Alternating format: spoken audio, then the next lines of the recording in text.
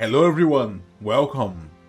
Today we're talking about the best starting sorcerer. That old disclaimer now, you have to play with what you find the coolest. Just that. But if you do want to play with the strongest possible sorcerer from level 1, we can help you. I'm Mercurio, I'm a veteran dungeon master and a game designer. So let's have a look. First, what is a sorcerer? That's a barbarian, so sorcerer should be this one, yeah. Sorcerer, like the wizard and the bard, they cast what we call arcane magic. They are considered one of the best full casters in the game. Full caster is any class that will reach 9th level slots of spell, 9th level spell slots if they progress towards level 20, you know? At the 17th level you get your 9th level slot. So that's what we call a full caster. So a ranger, a paladin, even Eldritch Knight or Arcane Tricks, they are not full casters because they can't reach 9th level. And not only that, by reaching 9th level that means these classes have a bigger progression of spells. So they'll get more slots, they'll get more spells and so on. Let's see what the sorcerer gets. So not a lot of hit points. The sorcerer starts with these 6 hit points. So level 1 you get it maximized, so that's 6 plus whatever you have of constitution modifier. And then after that you get the average on the d6, which is 4. So very low hit points like the wizard. Together with the wizard, the sorcerer is the class with the lowest hit points in the game. But here is very good. So saving throws. Saving throw is something that make or break some classes. The sorcerer, he gets charisma saving throw and constitution saving throw. Why is that so good? Well, saving throw is whenever you're subject to some effect that you need to make a save against, you roll a d20 and add your bonus to see if you pass. Like what? Like say rocks are falling upon you, so you need to make a dexterity saving throw to see if you can leave without getting hit by rocks. Or you got poisoned. That's a constitution saving throw to see if you can resist the poison and not take extra damage or even not go unconscious or any stuff like that. But for casters, there is another great thing about constitution saving throws. Constitution saving throws is one of the best saves in the game. You're going to be making tons of them, and the thing is, they are very important. So dexterity saving throw. Dexterity saving throw might be more common than constitution, because whenever you're taking area damage and splashes and things like that, you need to make dexterity saving throws. But the consequence of failing them is usually just taking more damage. Yeah, you don't want to take more damage, but if you fail constitution saving throw, maybe you go unconscious. Maybe now you're poisoned. Maybe now you're sick. Or even you're cursed. Or maybe you died. So yeah, much worse. And for casters, every caster can have one spell that he or she is concentrating. So one concentration spell per time. What is a concentration spell? It is a spell that usually you can find powerful spells that gets your concentration slot. So you cast and then now you're concentrating. Every time you take damage, you need to make a constitution saving throw to see if you lose the concentration. So if you are proficient in constitution, you're much better to pass. You're more likely to pass than if you're not proficient. So that is why sorcerers are so good. They are the only full casters in the game that get constitution saving throw. So yeah, so we can't think that they are the best class without subclasses or anything like that to maintain concentration on spells. So we need to think about that, and we need to think about, yes, let's have big concentration spells here. Apart from that, they will work like a wizard, but they will know a much less spells. They don't have a spell book. You're born with magic, you don't study it, so you only know a few spells, and every time you level up, you get to know a little bit more only. Not like wizards, they have a whole spell book and they can fully prepare every time they want. But you cast spells like wizards, so have as much spell slots as wizards have, And they do have Arcane Recovery that lets them regain some spells, but you have what we call Meta Magic. So let's keep going. I will talk about Meta Magic later. Dagger Proficient, Quarterstaff Proficient, Light Crossbow Proficients. We don't really care about that. But if you are a sorcerer that will start with high dexterity, then Light Crossbow Proficients might be better than your cantrip from level 1 through 4. And subclass features. Oh yeah. At level 1, your sorcerer has to choose your subclass. So basically is what is your bloodline, you know, why do you have your powers? Right now we only have 2 in-game, that is the Draconic bloodline and the Wild Magic bloodline. I'll talk about that. But first, let's talk about spells. So, usually I talk about the whole class and then I reference spells. This time I'm not going to do that, because I did a whole video explaining the spells for wizards. And sorcerers, they pretty much have all spells that wizards have. So it would be pointless to be here talking about all the spells they get. So what you can do if you want to see the spells, I'm going to link here the video for the wizards and you can go on the second part and you can have a look on the spells. I'm going to talk briefly here, okay? Wizards, they know all the spells the sorcerers do, but sorcerers don't know all the spells the wizards do. That's very important. So this is marked because basically I'm a high elf and that's the high elf cantrip. But what do you want with your sorcerer? So you start with 4 cantrips, that's good. You want an attacking cantrip, always. So that will be either Firebolt, Ray of Frost, Chill Touch. The most efficient one to start is Firebolt. If you're planning on lots of solos and kitings, you can maybe think of having Frostbolt. Secondly, if you don't have Dark Vision, I suggest you have Light, because sometimes I forget to get Light just because I'm always testing spells. It sucks not to have Light. Dancing Lights is concentration. You want to concentrate on bigger spells than Dancing Lights. So if you want to like source, I don't suggest Light, but you could go with Dancing Lights also. Second, one nice thing about sorcerers is that they are charisma based. That means you're going to be doing all the social stuff and you're going to be happy about that. We're going to talk about skills here, but you want to make all the interactions. So if you want to go friends, that would be the time for it, because then you're going to have advantage of these charisma tracks, which with your proficiency and with your higher charisma, you're most likely going to pass anything here. But watch out, they might turn against you. And second, I do like Mage Hand, but if you have any Githyank with you, like Lae'zel, she's going to have Mage Hand. If you take Gale with you, he's going to have Mage Hand. I don't think 2 Mage Hands are important. I wouldn't take with my Sorcerer. I really like to make like an elemental sorcerer, so usually I try to take 3 different elements.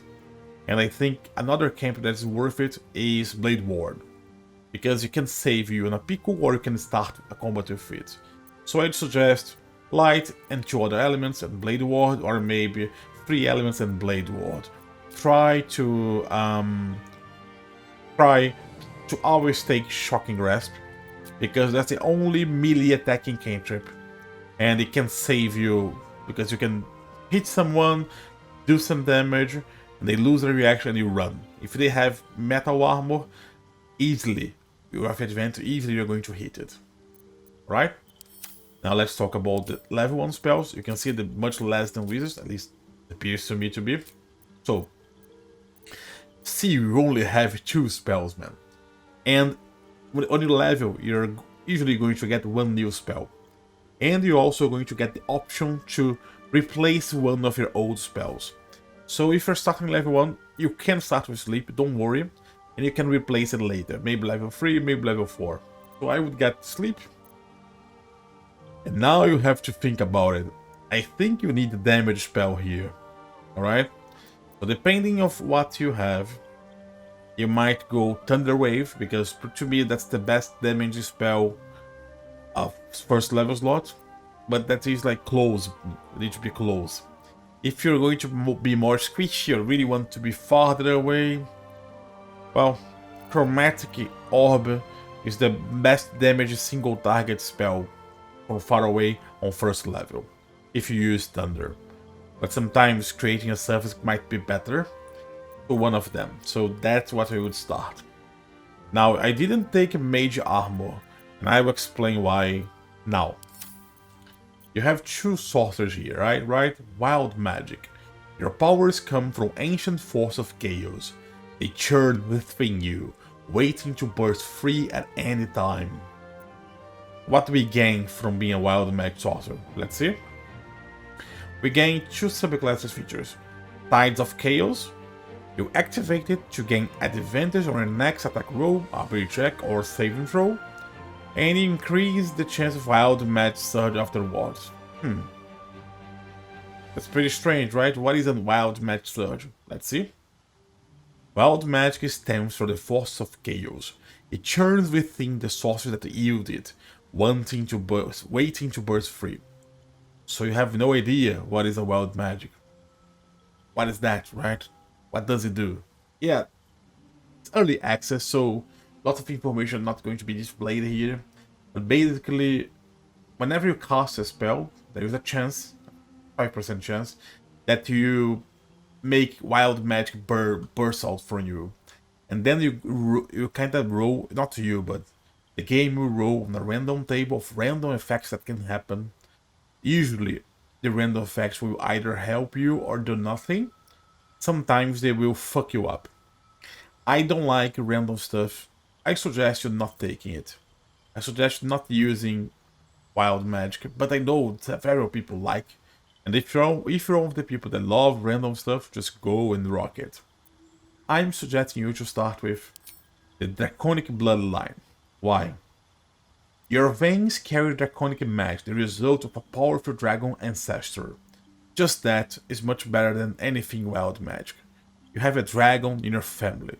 Fuck you, man. That's great. Also, you have scales. Look, wild magic, do you see anything here? No? Yeah? I don't see anything either. Now let's go, Draconic Bloodline. Oh, look. Lots of stuff. Scales. You can choose scales. This hair is like making my scales not appear very good. Let's go and change my hair so you can see, so you can bask on our scales. Oh, changing the head, I'm very dumb.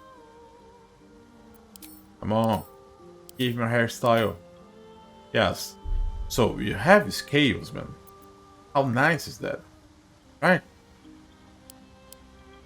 Ah, and you can choose the pattern of your scales. And depending on your draconic bloodline, you can choose the color of your scales. So, plus, this is the copper. Now let's choose the green one. Ah, yeah, green scales. Fuck yeah. So they spend lots of time making scales for you, you know. Wild magic gets nothing. Here you see the effort here. They clearly want to play with that. So go ahead and play with that. And now, just to make my case a little bit more, what we get, apart from scales, should be enough, and knowing that you might have a grandfather dragon or something like that, well, we do get a spell, and this spell will vary according with your dragon. So red dragon gives us 3 burning hands, black dragon gives us 3 grease, blue gives us 3 witch bolt, white 3 armor of Agatis, green 3 ray of sickness, gold 3 disguise self, silver 3 featherfall, bronze 3 fog cloud, copper 3 touched hideous loft, brass 3 sleep. So you actually get one more spell than wild magic. Wild magic does not get one spell, so that means Draconic Bloodline you have 50% more spells than wild magic, man. That's a lot. So what do you get apart from a spell? Basically, these. You get Draconic Resilience. You have 13th armor class base. That's the same as having a major armor casted on you all the time. Which means that you actually have one more spell than wild magic, because if you're a wild magic sorcerer without these, your armor class will be shit. Will be 10 plus your dexterity. That's going to be plus 2 or plus 3 maximum. You're going to be squishy. I would recommend any caster having mage armor. So actually you get one more magic. If you think about it, you don't need to cast Mage Armor. You not only don't need to select it, you're going to save a spell slot. So much better subclass. Also, you get Draconic Resilience. Increase your hit points by 1 for every level. So every level, every sorcerer level, 1 more hit point. That's like having 2 more Constitution. Yeah, man, that's a lot of stuff you get. A lot of stuff. Alright. So, yeah. And, of course, level 6, as you can see here, your spells that you chose from the elements will do more damage. So let's say you chose White Dragon, that's cold. Your cold spells will add your charisma modifier to the damage, and you can become resistant to cold damage. The same goes for any other. You chose Bronze Dragon, that's lightning. Your lightning spells add your charisma to the damage, and you can become resistant to lightning. That's a pretty great subclass. I won't say that's very good in the book, plays in the book. Sorcerer has other much better than that. Others. Okay, not many, but others. But here, as it is, from the two of them, it is better. I would say it's better only because, and if the only problem here for me would be the randomness of the other, then that's better. And apart it, not only from that, you also gain tons of other things, as I pointed out. Right, so we chose our subclass, we chose our spells, right? Now we need to talk about race and ability points. You want to have charisma, because that's how you cast spells. And then you want constitution and dexterity. Basically. I would say constitution is more important than dexterity, because you want to be concentrated on one spell. You can see the level 1, I didn't recommend anything really huge for concentration. That's because I don't think they're very great concentration spells here. You could maybe go Witch Bolt or Expedition Retreat. But for level 2 on, level 3 on, we get better concentration spells. So, ability points, you should strive to be something like that.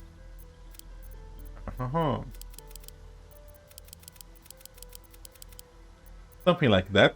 I mean, more constitution if possible. So what are the best races? Human is good. You get +1 charisma, dexterity, constitution, everything a sorcerer wants. You don't have dark vision, not any other stuff, but human is good. Can't talk bad. Elves don't get charisma, so scrap that. Tieflings, they do get charisma, but intelligence or strength is not the best. And yeah, you have a cantrip, your resistance to fire, and you have dark vision. I would say it is nice just because they are very nice looking, but I don't know, I don't think that's the best race, even though you get charisma. Drows are much better in my opinion. I value more having dexterity than having fire resistance. Drows also have dark vision, and they advanced saving throw against be charmed, they can't be put to sleep. They have keen sense of perception as a proficiency, which is very good, one of the best skills in the game. So those are good. I think those though they make a good sorcerers. No charisma on dwarves, no charisma on Githyanks. There is one halfling, this one, the Lightfoot. We get dexterity and we get charisma. We also get lucky, so we roll any one we take and use the next roll. And we have advantage against being frightened. So that is good. You also get stealth saving throw, stealth proficiency, but you lose some speed. That is good. But I value Drow more than Lightfoot Halflings, because they're faster, and I think having Dark Vision plus proficiency in Perception plus the Fade resistance is better than Lucky plus Brave plus proficiency in Stealth. Now, guys, Half Health. That's the best sorcerer by a mile. You get +2 charisma, you get the dark vision, you get the Fey ancestry. You get all of these. You get to choose +1 in dexterity and +1 in constitution. And then if you're a high half health, you get another cantrip. Now, intelligent is your casting ability for the cantrip, but you can get Blade Ward or Light with this and be very happy. If you choose the Wood Half-Elf, now you're faster and you have proficient in stealth, which is great. And if you choose the Drow Half-Elf, well, now you're kind of like a Goth Elf, right? And you get Dancing Lights, which is a source of light. Although you don't really need that being an elf or a half-elf, but that's alright. So yeah, I think the high half-elf is great. I would go with it or the wood half-elf. But the drow half-elf is still also great. Then humans. Then the drows. Then the Githyanks or their halflings. I don't know. I don't like to be slower usually. But yeah, I mean, half-elves are just too good. Let's talk about that, right? They're just too good. These stats are so versatile, and man, getting +2 charisma and everything on a health kit, fucking awful. Awful, not for us, awful that's so strong. And now, for skills. I recommend you abuse your high charisma. You want to be the face of your group, so go ahead and take Persuasion, go ahead and take Deception. If you don't want to feel like a dork not having Arcana because you're a casting class, you can have an origin that gives you Arcana, like for example a Sage. Or if you want another origin, different origin, you can do that. You know, there's some others that you could take Soldier, so you can have Intimidation, that's Charisma, or you could take Charlatan, so you have Deception, that's Charisma, or Criminal, another Charisma here. I don't think performs as strong as the others, but I saw some use, so that's good. Yeah, even Noble or Artisan, you have Persuasion. And would be the skills for the Sorcerer. So, great class. And there is also the Meta Magic, but you only get on level 2. So just to talk a little bit about Meta Magic really fast. You get 2 Meta Magic points on level 2, and then you start getting 1 more every level that you gain with Sorcerer. You can use this Meta Magic to amplify some of your spells, or to create new spell slots. So you could use, for example, I'm going by mind, guys. By mind is always horrible. You can always say something very dumb, okay? But you could use 1 Meta Magical to cast a Subtle spell, if you choose the Subtle Meta Magic. So you can cast spells even while silenced. So don't look that strong, right? But it's because there are others. You can use Meta Magic so you can be able to cast 2 spells on the same turn. Or you can use Meta Magic so a spell that would affect only 1 target will affect now 2 targets. Or Meta Magic that will increase the range of your spells, so Sorcerer can kind of break the game on this way. And that's very, very nice. And just nice, just fun to be Sorcerers. So that's it, guys. That was the Sorcerer. I hope you liked the video, I hope it's helping. And if you want the magic is more explanation about the spells, please click the video in the description.